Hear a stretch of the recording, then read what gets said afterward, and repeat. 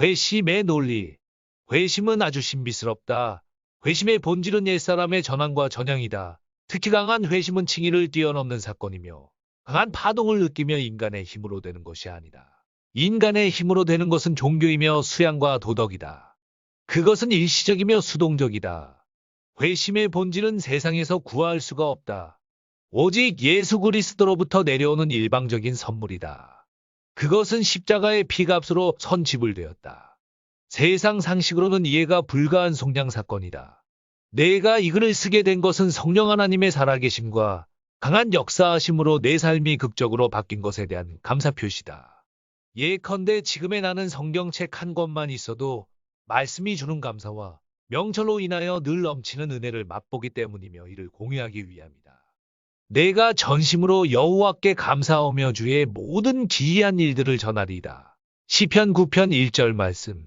회심은 블루투스나 와이파이처럼 근거리 통신망이 아닌 극조단파로 예수 그리스도로부터 내려오는 성령, 홀리스피릿이라는 무선체이다. 인간은 성령을 받는 단말기이며 성령을 받음으로써 단말기는 작동된다.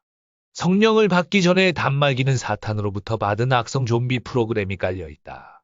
이 프로그램의 특징은 죄의 생성을 자동으로 돕는다. 그래서 인간마다 죄덩어리로 이미 꽉 찬 상태이다. 예수 그리스도로부터 받은 성령은 리셋 기능과 해킹 기능이 있는 첨단 소프트웨어이다. 따라서 성령을 받은 단말기인 인간은 빠른 속도로 리셋과 동시에 해킹이 이루어지면서 새로운 프로그램 즉 예수 생명이 시작된다. 즉 이미 설치되어 있는 악성 좀비 프로그램을 잠식하면서 예수 그리스도의 지시를 받기 시작한다. 감히 이 사건은 십자가 부활 사건과 같은 수평선상에 있다고 본다. 그러므로 이 사건은 과이기적에 가까운 초자연적 현상이다. 한마디로 무척 놀랍다. 아쉽게도 이러한 강한 회심을 경험한 사람은 일부 크리스천에 한정되어 있으며 사탄의 지배를 받는 세상 사람들은 이러한 팩트를 인정하기를 매우 싫어한다. 아니 관심이 없을 것이다. 물론 교회 내에서도 그런 현상이 있으며 이와 같은 회심의 정도에 따라 목회의 질과 양에 많은 영향을 받을 것으로 생각된다. 즉, 목회의 방향을 결정짓는다. 회심이 유니크한 것은 앞서도 언급되었지만 한마디로 레디컬 즉 급진적한 반응을 보인다. 늦게는 몇 년씩 걸리지만 보통 빠르면 1에서 2년 사이에 거의 전환이 가능해진다. 이것이 리얼 회심이다. 물론 회심을 겪고 난 사람에 따라 공통점과 다양성이 존재한다. 따라서 신비주의, 독단주의로 오해받을 수도 있다. 그런데도 회심 사건은 시대를 막론하고 특별한 관심을 가져야 한다고 본다. 그 이유는 예수 생명을 전하는 가치가 달라지기 때문이다. 회심 대상은 남녀노소 누구나 상관없다. 4살짜리 아이에게도 오며 죽기 전에 환자에게도 찾아온다. 물론 사도 바울처럼 급하고 강하게 하나님의 임재하심을 크게 느낄 때가 있다. 대개의 경우 회심 사건을 겪고 나면 자신도 모르게 하나님과 교제하기를 간절하게 열렬히 사모하게 된다. 말씀과 기도 그리고 예배에 관심이 집중된다.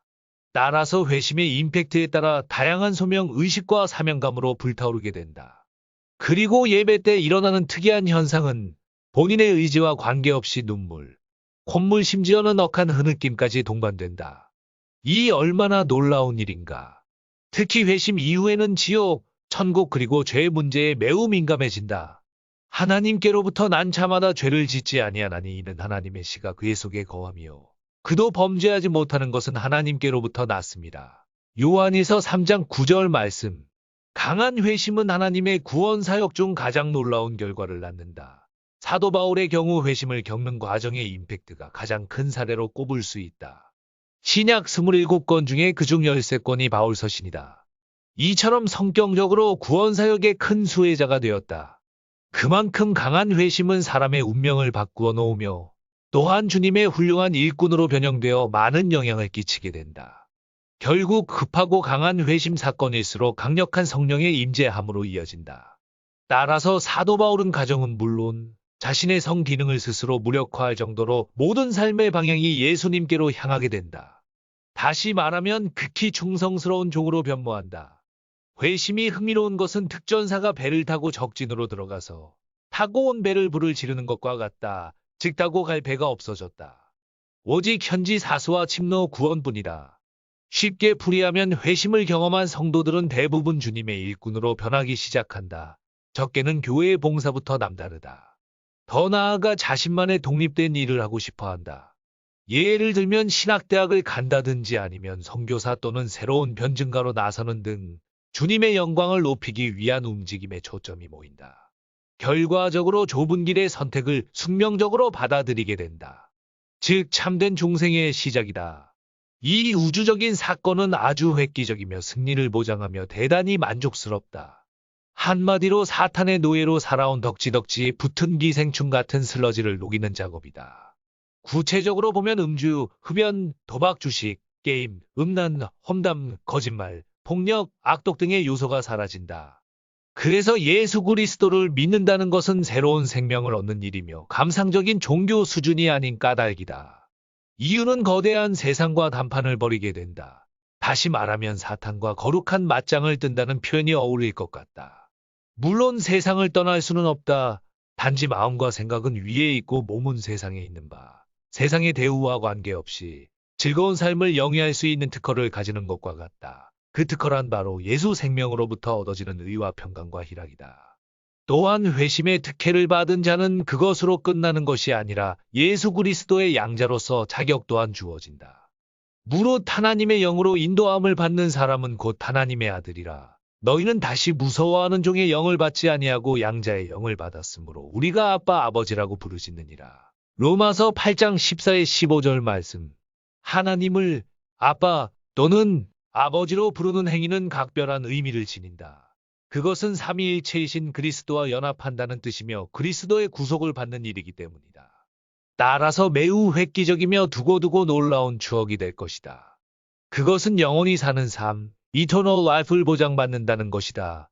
이것이 살아있는 기쁜 소식 즉 복음이다. 이 기쁜 소식을 당신의 것으로 만들기 위해서는 예수 그리스도와 입 맞추기로 작정해야 한다. 그리고 되도록 예수님에게 빨리 안겨라. 그러면 누구든지 레디컬한 변화를 맛보며 천국 같은 삶을 누릴 수가 있다. 그의 아들에게 입맞추라. 그렇지 아니하면 진노하심으로 너희가 길에서 망하리니 그의 진노가 급하심이라. 여호와께 피하는 모든 사람은 다 복이 있도다. 시편 2편 12절 말씀. 사실 예수 그리스도와 입 맞춘다는 말을 처음 알게 되었을 때는 무척 당황한 적도 있었다. 평소 동성애 혐오의 학습 때문이리라. 그러나 나의 구세주이시며 영원히 의로우신 예수님을 신랑으로 모신다고 생각하니 매일 부부가 입 맞추듯 아버지 말씀으로 예수님과 입 맞추듯 사랑과 충성을 노래한다. 사람이 무엇이기에 주께서 그를 생각하시며 인자가 무엇이기에 주께서 그를 돌보시나이까. 시편 8편 4절 말씀. 이 일이 진짜 복인 것이다. 나는 크게 외친다. 내가 주를 기뻐하고 즐거워하며 지존하신 주의 이름을 찬송하리니 나는 복되도다. 이것이 넘치는 하나님의 놀라운 은혜, 어메이징 그레이스인 것이다. 그런즉 누구든지 그리스도 안에 있으면 새로운 피조물이라. 이전 것은 지나갔으니 보라 새 것이 되었도다. 고린도후서 5장 17절 말씀. 그러므로 회심이란 본격적인 그리스도의 연합이라고 본다. 새로운 피조물로서 흥분되는 삶을 살게 된다는 뜻이다. 누구든지 회심을 경험할 수가 있다. 단 조건이 있다. 그 과정을 앞당기기 위해서는 바이블과 기도로 일관하며 예수님 만나기를 간절히 사모해야 한다. 그러면 반드시 예수님은 잃어버린 양 한 마리를 찾아내고 하늘에서는 그를 기념하는 잔치가 벌어진다. 감사드립니다. 다음 편을 기대하세요.